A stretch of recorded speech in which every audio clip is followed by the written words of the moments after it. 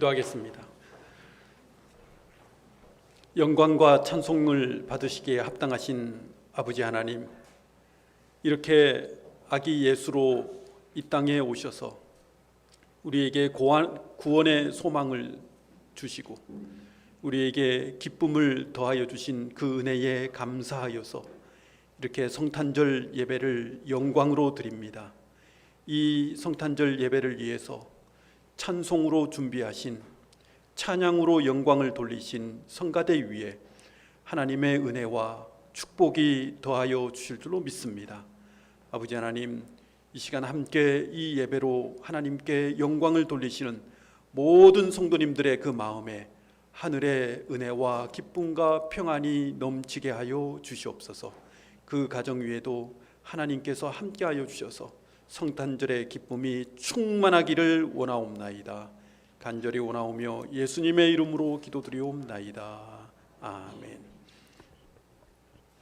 오늘 이 말씀은 예수님이 아기로 이 땅에 태어나신 그 이야기를 이렇게 말씀해 주시는 이 이야기로 이제 시작되는 그런 말씀이라고 하겠죠.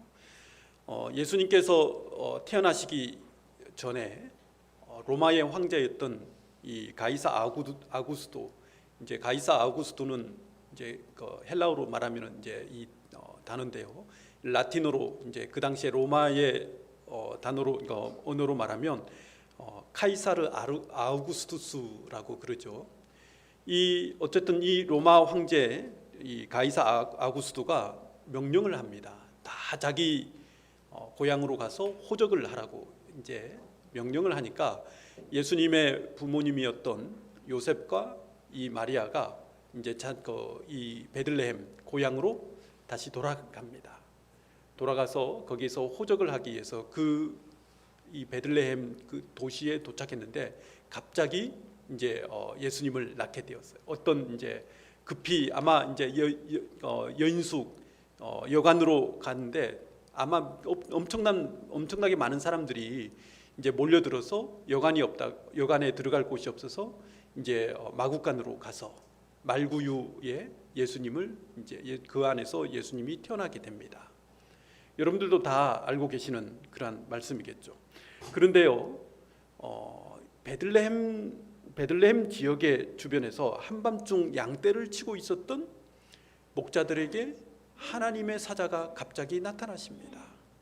그러면서 이제 하나님의 아들이신 아기 예수께서 태어나시는 그 여관으로 빨리 가서 그 예수님을 보라고 명령을 합니다. 그 말씀이 여기 이렇게 나타나고 있습니다. 무서워하지 말라. 보라, 내가 온 백성에게 미칠 큰 기쁨의 좋은 소식을 너희에게 전하노라. 그러면서 오늘 다윗의 동네에 너희를 위하여 구주가 나셨으니 곧 그리스도 주시니라. 이렇게 이제 말씀하시면서 예수 그리스도를 빨리 가서 보라고 명령을 하십니다. 그런데요, 오늘 말씀에 보면요, 아주 특이한 말씀이 하나 나옵니다. 그게 무엇이냐면 바로 예수님을 표적이라고 말씀하시고 있어요. 그러니까 예수님 12절에 말씀이 나오죠. 이것이 너희에게 표적이니라 하더라. 그렇게 말씀하시고 있습니다. 예수님이 바로 표적인 거예요. 표적이 뭘 의미합니까? 영어로 말하면 사인이라고 그러죠. 그죠? 여러분들 차를 타고 갈 때 표시가 있잖아요. 사인보드가 있잖아요. 요즘은 뭐 내비게이션이 있어서 갈 곳을 이렇게 주소를 입력해 하면 갈 수 있잖아요. 근데 옛날에는요, 그 사인보드가, 그러니까 표시가 있어야 그걸 보면서 이제 오른쪽으로 가기도 하고 왼쪽으로 가고 막 그러지 않습니까? 그죠? 그러니까 오늘 이 말씀에서 이 표적이라는 말은 사인이라는 의미예요. 사인이 무슨 뭘 의미합니까? 내가 어떤 목적지에 가기 위해서 그 사인을 보고 가는 거잖아요. 그리고 그 사인을 통해서 거기에 뭐가 있는지 알 수 있는 거예요. 그래서 이 사인, 이 표적이 바로 사인, 이 표시라는 겁니다. 자, 그러면 예수님께서 표적이라고, 사인이라고 말씀하시는데 그 표적은 무엇을 의미하는 거예요? 그 표시는 뭘 의미합니까? 하나님의 어떤 그 본질, 하나님의 어떤 특징을 이 예수님을 통해서 우리가 볼 수 있다는 것이에요. 그래서 요한복음 14장 9절에서는요 그것을 이렇게 말씀하시는데요. 예수님을 본 자는 또 누구를 본다고 말씀하고 계십니까? 예, 하나님을 본다. 그러니까 예수님이 사인이에요. 표적입니다. 표시입니다. 예수님을 통해서 우리 사람은요, 우리 인간은 하나님이 누구신지를 우리가 알 수 있다는 거예요. 예수님이 없이는 우리가 하나님을 만날 수도 없고요, 하나님을 볼 수도 없는 겁니다. 그래서 예수님이 오늘 말씀에 보면 표적이라고 말씀하시는데 이 표적이 바로 예수님을 통해서 어떤 하나님께서 누구시고 하나님이 누구시고 하나님의 본질의 모습이 뭔지를 우리가 알 수 있다는 것입니다. 자, 그러면 하나님의 본질은 무엇일까요? 많은 본질이 있어요. 사랑이 하나님이시고요, 그리고 구원을 베푸신 분은 하나님이 이런데, 오늘 말씀 가운데서 예수님께서 임마누엘로 이 땅에 하나님의 아들로서 이 땅에 사람의 몸을 입고 오신 그 이유, 목적이 뭐냐면, 그 표적이 뭐냐면 하나님의 특징, 어떤 한 특징을 얘기해 주시기 위해서 이 땅에 오셨다는 것입니다. 그것을 오늘 말씀 가운데서 우리에게 얘기해 주시고 있는데요. 오늘 말씀 13절과 14절이죠. 13절과 14절입니다. 오늘 말씀 13절과 14절을 함께 한 목소리로 읽어보겠습니다. 호련히 수많은 천군이 그 천사와 함께 하나님을 찬송하여 이르되, 지극히 높은 곳에서는 하나님께 영광이요 땅에서는 하나님이 기뻐하신 사람들 중에 평화로다 하시니라.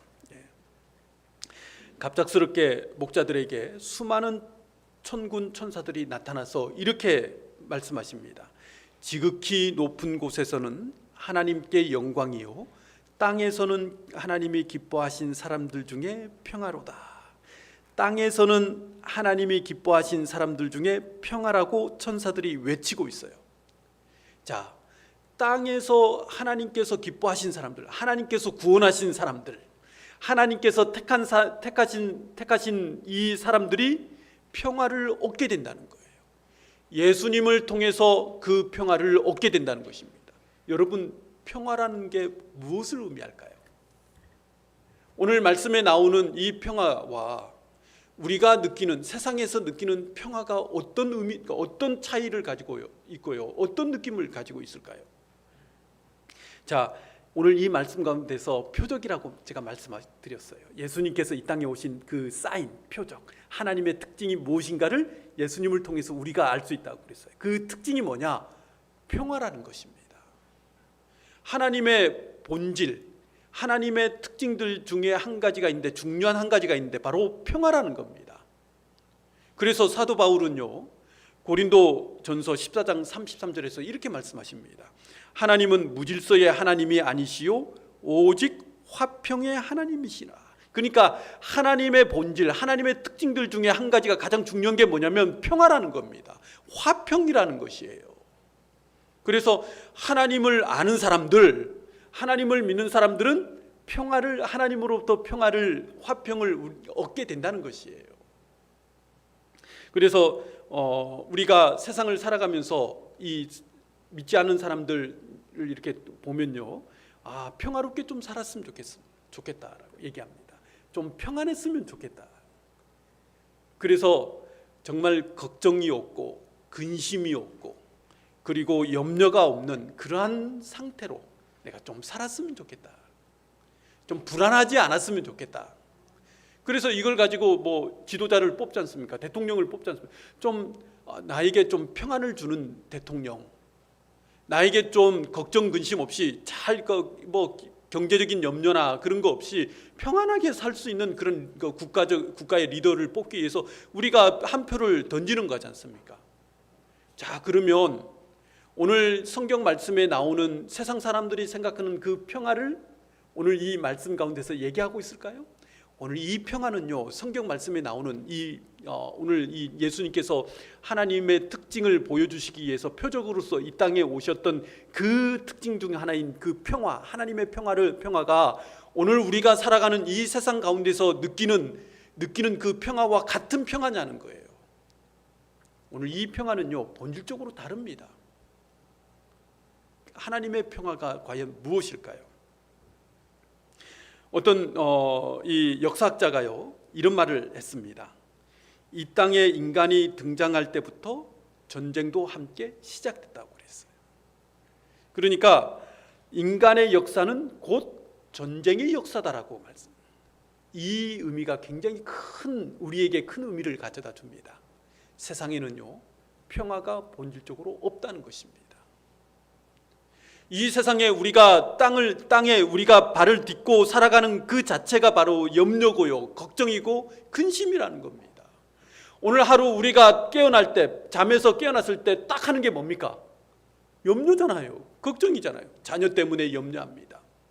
경제적인 어려움 때문에 근심합니다. 늘 두려워합니다. 늘 무서워합니다. 불안해요. 뭔가 불안한 거예요. 그러니까 우리가 이 땅에 사는 이 땅에는요, 평화는 과거에도 없었고요, 지금도 없고요, 그리고 미래에도 없을 것입니다. 그래서 우리가 이 땅을 떠나는 그 순간까지도 우리는 걱정하게 돼 있고요, 그리고 불안하게 돼 있다는 것입니다. 이게 우리의 삶의 모습이라는 것입니다. 누구나 다 똑같아요. 믿는 사람이든지 믿지 않는 사람이든지 가진 자든지 없는 자든지 누구든지 간에 이 세상에 사는 한에서는 평화라는 것은 없다는 것이에요. 자, 그런데 오늘 이 말씀 가운데서 그 평화, 우리 믿는 자들이 느끼는 그 평화, 하나님의 평화가 무엇이냐를 오늘 말씀 가운데서 우리에게 얘기해 주시고 있다는 것입니다. 오늘 누가복음 2장에 나오는 목자들을 한번 보세요. 이 목자들이 우리와 하등의 다른 것이 하나도 없다는 것입니다. 이 목자가 우리의 모습이라는 것입니다. 이 목자들이 느끼는 그 감정을 한번 오늘 말씀 가운데서 우리가 한번 생각해 보세요.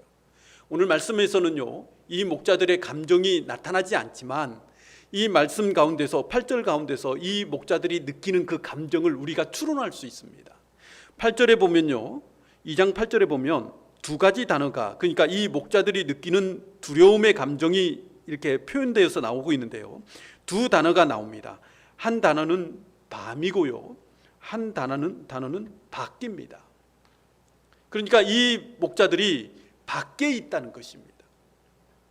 오늘날 우리 마을 개념을 보면요, 마을이 행정구역상의 마을이잖아요, 그죠? 여기서 어디까지 뭐 이렇게 지도를 통해서 이 마을 저 마을을 이렇게 도시를 이렇게 획정합니다. 근데 그 당시에 이 목자들이 살고 있던 그 당시의 마을, 도시의 개념이 뭐냐면 하나의 성과 같은, 그러니까 성곽, 그러니까 마을이 형성이 되면 그 마을 주변으로 해서 성벽이 이렇게 건축이 됩니다. 그러면 그 성벽 안에 있으면 많은 사람들이, 그 안에 살고 있는 많은 사람들이 안전함을 느끼는 거예요. 왜냐하면 성벽 밖에는 뭐가 있습니까? 적들이 있고요, 그리고 또 야생동물 같은 그러한 동물들이, 맹수들 같은 그 동물들이 굉장히 많이 있어요. 그래서 이 성벽이 그러한 적들이라든가 그러한 야생동물이라든가 그러한 동물들로부터 안전하게 보호해주고 있는 거예요. 그래서 성벽에서 이제 군사들이 이렇게 다 있어가지고 밖에서 오는 그런 적들이라든가 그런 그런 야생동물을 보호해주는 역할을 하게 된다는 것입니다. 그래서 이 목자들이 밖에 있다는 것은 뭘 의미합니까? 아무도 보호해준 사람이 없다는 거예요. 그 당시에요, 이 목자들이 10명이 이 양떼들을 데리고 나가면요, 살아 돌아오는 사람들은 7명, 6명에 불과하다고 그래요. 그 양떼들을 데리고 가서 어디로 사라져 버리는 거예요. 야생동물들에서, 맹수에 의해서 잡혀 먹든지 아니면 도적대들에 의해서 칼에 의해서 죽든지, 이 둘 중에 하나라는 겁니다. 그 목숨을, 그 당시에 목자들은요, 양들을 밖으로 데리고 나가려면 목숨을 걸고 나가야 되는 겁니다. 그러니까 이 목자들도 역시 밖에 있다는 건 뭘 의미합니까? 아무도 도와줄 사람이 없다는 거예요. 그리고 밤이에요. 지금 목자들이 지금 양떼를 치고 있는 계절은 어떤 계절입니까? 겨울이잖아요. 밤이면 그런 겨울에 맞바람이 막 불어쳐옵니다. 뼈가 시린 바람에 의해서 고통스러워요. 그리고 밤이면 서리가 막 내립니다. 그럼 그 서리를 맞고 이 양들을 밖에서 그 사막과 광야에서 아무도 도와줄 사람도 없고, 만약에 도적들이 오거나 맹수들이 오면 어디 숨을 곳도 없는 허벌판에서 지금 목자들이 지금 양떼들을 지금 지키고 있는 것입니다. 그 양떼들에게 하나님의 사자가 나타나서 이렇게 선포합니다. 지금 빨리 베들레헴으로 돌아가라. 거기에 하나님의 아들이신 예수 그리스도께서 아기로 지금 태어나셨다. 그러면서 하나님의 평화, 그 평화를 지금 이 목자들에게 선포하고 있는 것입니다. 자, 그러면 이 목자들에게 선포하신 그 평화가 오늘 우리가 생각하는 그 평화냐는 거예요. 우리가 얻고자 하는 그 세상의 평화냐는 거예요. 오늘 우리가 정말 돈이 있으면, 돈이 많으면 내가 걱정이 없고, 그리고 내가 많은 것을 가지고 있으면 근심이 없는, 불안하지 않은 그 생각이, 세상 사람들이 생각하는 그 평화가 오늘 이 말씀 가운데서 우리에게 주시는 그 평화냐는 거예요. 오늘 목자들에게 주시는, 그러니까 이 목자들 정말 밖에서 이 사막과 광야 가운데서 어떻게 될지 모르는 그러한 평화가 없는, 늘 근심과 걱정과 두려움이 있고 불안이 있는 이 목자들에게 하나님께서 이 목자들에게 주시는, 선포하신 이 평화가 근본적으로 다르다는 것입니다. 세상이 주는 평화와 다르다는 거예요. 예수님께서도 말씀하셨지 않습니까? 내가 온 것은 세상의 평화를 주는 것이 아니라 하나님의 평안을 너에게 내가 주는 평안을 줄 것이라고, 그렇게 요한복음에서도 말씀하고 있지 않습니까? 과연 이 평안은 어떤 평화일까요? 오늘 말씀 가운데서 예수님께서 2000년 전 베들레헴 한 허름한 마구간 말 먹이통 구유에 나신 그 이유가 그 평화를 주시기 위해서 오셨다는 거예요. 이 평화는 뭘까요? 하나님과 나 사이를, 단절됐던 그 사이를 이었다는 것입니다. 원래 우리는 하나님과 어떤 사이였어요? 예수님이 오시기 전에 어떤 사이였습니까? 원수 같은 사이였어요. 단절된 사이였습니다. 아담과 하와가 죄를 지음으로 인해서 하나님과 우리 사이는 원수의 사이였고, 서로 뭡니까? 단절된 사이예요. 평화가 없는 사이였습니다. 그래서 사도 바울은 에베소서 2장 16절에서 이렇게 말씀하세요. 십자가로 이 둘을 한 몸으로 하나님과 화목하게 하려 하심이라, 원수된 것을 십자가로 소멸하셨다고, 이렇게 사도 바울은 예수님께서 오신 그 목적을 얘기하고 있어요. 바로 이 평화는 하나님과, 오늘 말씀 가운데 이 누가복음에 나오는 이 평화, 이 천사들이 목자들에게 선포하신 이 평화는요, 다른 말로 말하면 화목이라는 것입니다. 예수님께서 오신 그 목적이 뭡니까? 죄인이었던 우리를, 하나님과 우리 사이를 화목하게 만들기 위해서, 평안케 하시기 위해서 이 땅에 예수님께서 오셨다는 것이에요. 그래서 우리는 뭡니까? 다시 하나님과 관계가 회복되었다는 거예요. 이게 바로 오늘 말씀의 평화입니다. 예수님이 오신 이 목적이 바로 오늘 말씀 가운데서 하나님과 우리 사이를 화목하게 해서 다시 단절되었던 그것을 다시 잇기 위해서 오늘 우리에게 오셨다는 거예요. 그래서 사도 바울은 로마서 5장 10절에서 이렇게 말씀하십니다. 곧 우리가 원수 되었을 때에 그의 아들의 죽으심으로 말미암아 하나님과 화목하게 되었은즉, 화목하게 된 자로서는 더욱 그의 살아나심으로 말미암아 구원을 받을 것이니라.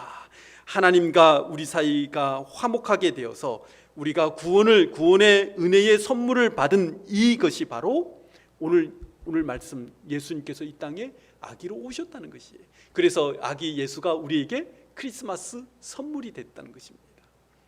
오늘 산타클로스가 와가지고 양말을 걸어놓으면 거기에 선물을 주는 그것이 크리스마스의 본질이 아니라는 거예요. 오늘 밖에 나가서 사람들이 크리스마스 맞았다고 해서 막 서로 선물을 나누고, 도대체 그 선물의 의미가 무엇이냐는 것을 모르고 있는 거예요. 오늘 선물이 뭡니까? 우리 믿는 자들에게 선물이 뭐예요? 아기 예수님이에요. 왜요? 하나님과 우리 사이가 화목하게 되고 화평하게 되고 평안을 이룬 이 시간이 바로 오늘 성탄절 예배의 시간이라는 것입니다. 이 예배가 바로 오늘 우리 모든 성도님들께 선물이 되시기를 주님의 이름으로 축원드립니다. 그래서 오늘 말씀 가운데서 말씀 14절에 나오는 하나님이 기뻐하신 사람들, 여러분, 하나님께서 기뻐하시는 사람들이 누구일까요? 예수 그리스도께서 화목의 선물로 우리에게 오셨다는 것을 믿는 사람들이 아니겠습니까? 그죠? 그래서 우리가 화목의 선물을 받아서, 구원의 선물을 받아서 아기 예수께서 오신 것을 우리가 찬양하며 기뻐함으로 우리가 하나님께 영광을 돌리는 이 시간에 예배를 드리는 우리 모든 성도님들이 바로 하나님께서 기뻐하시는 사람들이라는 겁니다. 그래서 우리가 하나님과 화목을 이룬다면 우리가 어떻게 해야 될까요? 우리 가정 안에서도 화목을 이루어야 되는 거예요. 하나님께서 우리에게 평화를, 예수 그리스도 아기를 우리에게 선물로 주셨다면 그 선물을 나만 가지고 있는 것이 아니라 우리 안에, 우리 가정에, 우리 가정과 우리의 형제 자매들과 우리 이웃과 선물을 서로 나누어야 되지 않겠습니까? 그러면 그 선물이 뭡니까? 화목이라는 것입니다. 오늘 하나님의 기뻐하신 우리 성도님들이 사는 그 가정이 화목한 가정이 되시기를 주님의 이름으로 축원드립니다. 예수님을 중심으로 해서, 예수님을 믿는 그 믿음을 중심으로 해서 우리 가정이 서로 화목하고요, 예수님을 믿는 그 믿음으로 우리가 사는 곳에서, 우리가 일하는 곳에서 화목을 우리가 이루면서, 우리가 화평을 이루면서 살아간다면 오늘 목자들에게 예수 그리스도께서 바로 화평을 위해서, 화목을 위해서 오신 그 은혜를, 그 기쁨을 우리가 선물로서 나눌 줄로 저는 믿습니다. 오늘 성탄절 이 예배를 마치시고 돌아가서 그 선물을 우리 이웃들에게 나눠주시기를 바랍니다. 화목의 선물, 평안의 선물을 나눴을 때 그곳에서 하나님께서 우리의 모습을 보시면서 내가 기뻐하는 사람이구나, 내가 기뻐하는 믿는 사람들이구나라고 하나님께서 우리의 모습을 통해서 우리에게 말씀해 주실 줄로 믿습니다. 화목의 선물을 이 시간 우리 성탄절을 맞이해서 우리 이웃과 우리 형제와 자매와 우리 가정에 그 선물을 서로 나누시는 오늘 성탄절이 되시기를 주님의 이름으로 축원드립니다. 기도하겠습니다. 아버지 하나님, 오늘 하나님이 기뻐하신 사람들 중에 평화의 선물을 예수님을 통해서 우리에게 주셨습니다. 이 평안의 화목의 선물을 우리 가정에 서로 나누게 해주시고, 우리 믿는 자들 뿐만 아니라 믿지 않는 이웃들에게도 이 예수님의 오신 그 기쁨과 선물을 나누는, 화목의 선물을 나누는 귀한 저희들이 되게 하여 주시옵소서. 세상에는 걱정과 근심과 염려와 불안이 우리를 위협하지만 그럼에도 불구하고 예수님께서 주신 이 화목의 선물을 서로 나누면서 서로 평안을 나누고 화평을 나누며 서로 기뻐하는 그러한 저희들이 될 수 있도록 주님 함께하여 주시옵소서. 성탄절을 맞이해서 평화의 선물을 세상에 선포하는 저희들이 되도록 함께하여 주시옵소서. 간절히 원하오며 예수님의 이름으로 기도드리옵나이다. 아멘. 함께 115장 찬송 부르시면서 봉헌하시겠습니다.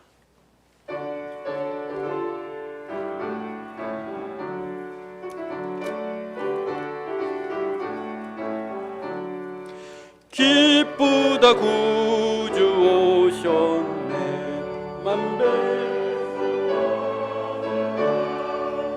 의여 다 일어나 다 찬양하여라, 다 찬양하여라, 다 찬양하여라. 구세주 탄생에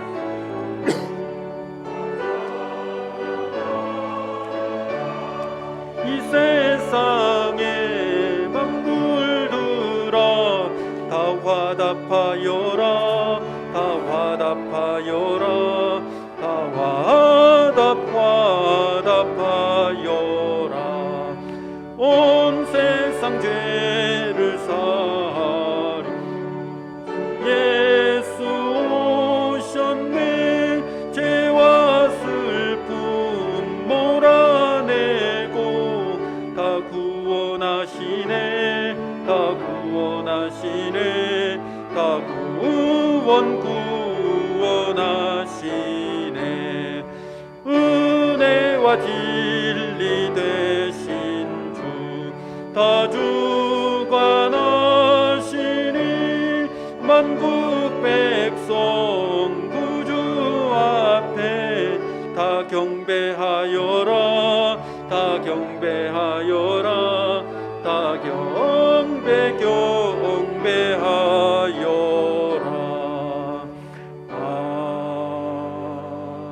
아멘. 2000년 전 성탄절 예수님께서 이 땅에 아기로 오셔서 우리와 하나님을 화목하게 해주시고 또한 우리의 이웃과 화목하게 해주신 그 은혜에 감사를 드립니다. 또한 오늘 성탄절의 기쁨으로 주님께 감사의 예배를 드리고 있습니다. 오늘 이 기쁨의 예배를 통해 서로 평화를 나누며 화목의 선물을 서로 나누는 귀한 이 기쁨의 자리가 되게 하여 주시옵소서. 그래서 늘 주님 안에서 평안하게 살며 서로 은혜를 나누게 해주심을 감사를 드립니다. 주님이 오신 그 이유를 이 세상 모든 사람들이 알게 하시며 총이나 칼이나 무기로 서로 죽이며 원수가 된 이 땅에 주님의 평화가 이루어지게 하여 주시옵소서. 그래서 우리의 이웃과 형제와 자매가 서로 화목을 이루는 오늘 성탄절이 되기를 간절히 원하옵나이다. 이 시간 주님께서 아기 예수로 오신 그 구원의 은혜에 감사하여 봉헌을 드립니다. 이 성탄절 봉헌이 가난하고 힘든 자들에게 힘과 용기를 북돋우는 귀한 예물이 되게 하여 주시옵소서. 그래서 우리의 마음이 하늘의 평안과 은혜로 충만하게 되기를 원하옵나이다. 이 시간 드리며 기도하는 성도님들이 많이 계십니다. 몸의 병으로 고생하시는 성도님들, 또한 연로하신 우리 성도님들 모두 주님께서 알고 계시오니 치유의 기적이 일어나게 하시며 하늘의 은혜와 소망으로 충만하게 하여 주시옵소서. 또한 우리 교회에 속한 모든 성도님들의 가정에 하나님의 보호하심과 지켜주심이 함께하여 주실 줄로 믿습니다. 이번 2021년을 지켜주시고 화목해 주신 은혜에 감사합니다. 또한 내년 새해에는 더욱더 하나님의 평안이 우리 각 가정에 임하게 하여 주시옵소서. 코로나19로 두렵지만 주님의 성령의 능력으로 보호하시고 지켜주시옵소서. 저물어 가는 이 한 해 감사하며 기쁨이 차고 넘칠 줄로 믿습니다. 멀리 살고 계시는 우리 모든 가정들 주님께서 함께 하시며 주님의 전신 갑주로 입혀주시고 붙들어 주시옵소서. 어린 아이들과 청소년들과 청년들과 함께 하시며 우리 중부교회의 모든 지체들 위해 축복하여 주시옵소서. 이 땅에 사람의 몸으로 오셔서 주님의 기뻐하심을 입은 모든 사람들 위해 평화가 되어주신 우리 주 예수 그리스도의 이름으로 감사 기도드리옵나이다. 아멘.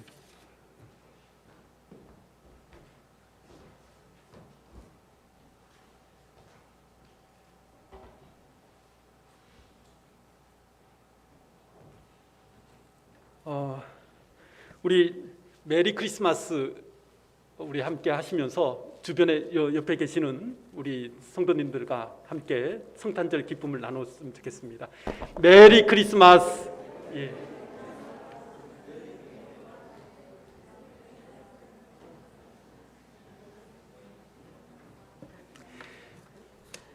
예, 감사합니다. 이렇게 이번 한 해도 지켜주신 하나님께서 또한 내년에도 함께 해주실 줄로 믿습니다. 성탄절 통해서 하나님의 기쁨과 평안이 우리 성도님들의 가정과 일터와 그리고 사업과 모든 부분들이 함께 하시기를 주님의 이름으로 축복드립니다. 함께 우리 찬송이죠. 찬송 126장 함께 일어나셔서 찬송 126장 부르신 후에 축도로서 오늘 성탄절 예배를 마치겠습니다.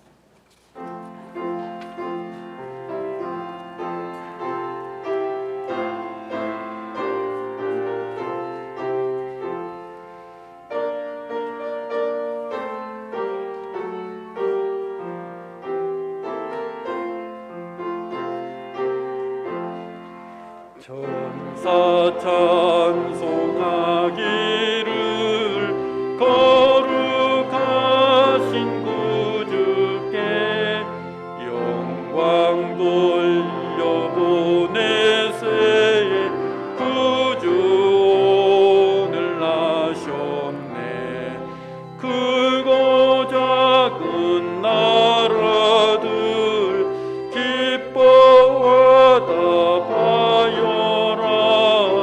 영광 받을 왕의 왕 베들레헴에 나신 주 영광 받을 왕의 왕 베들레헴에 나신 주 오늘 나신 예수는 하늘에서 내려와 저녁 몸에 나셔서